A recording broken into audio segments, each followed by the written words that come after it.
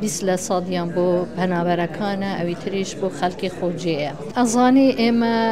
جارێ وەکو ئەزمونێکە ئەمە کە بانقی دەولی دەکاتن ئەم ئەزمونە لە دهۆک دەکرێتن بەپێی ئەو پرێزنتیشنەی کە تەقدیمیان کردووە 3200 خێزانە 20 لە سەدیان بۆ پەنابەرەکانە ئەوی تریش بۆ خەڵکی خۆجێیە. ئەو کەسانە دەگرێتەوە ئێمە ڕێنماییەکمان دەرکردووە هەرچەندە ڕێنماییەکە هێشتا پەسەند نەکراوە بەڵام ڕێنمایە لە چارچێوەی قانونی عێراقی دانراوە واتە بەپێی ئەو توێژانەی کە پێویستیان پێەیە ئەو توێژانە دەکرێت کەمەندامان بن دەکرێت بە ساڵات چوان بن دەکرێت قوربانیانی تند و تیژی بن دەکرێت مناڵان بن یعنی ئەمانە هەموو ئەوانە حتا بەپێی ئەو هاوکاریە کە پێشتر ئێمە تەقدیممان کردووە ئەوانەی کە لە سجنەکان بوونە پێشتر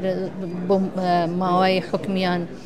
ساڵێک بۆ عایلەکانی ئەوان بن جارێ وەکو ئەزمونێک بەکاردێنین لە دهۆک با بزانین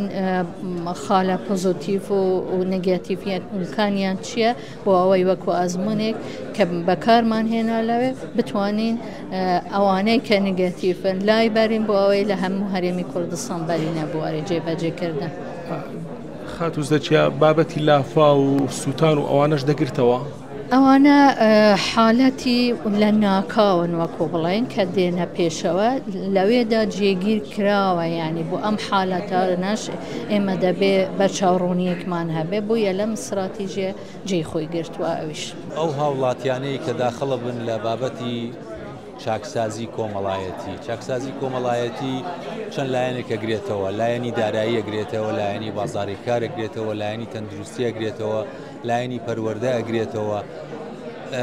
هین دانراوە بڵێن مقیاسێک کرایتیریایەک ڕێنماییەک دەرەچێت کە چۆن کار بکەین بۆ ئەوەی ئەو خەڵقی کە پێویستی بە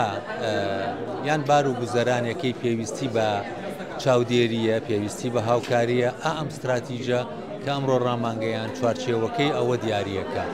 ئێمە مەبەستی سەرەکیمان لەوەیە کە بتوانین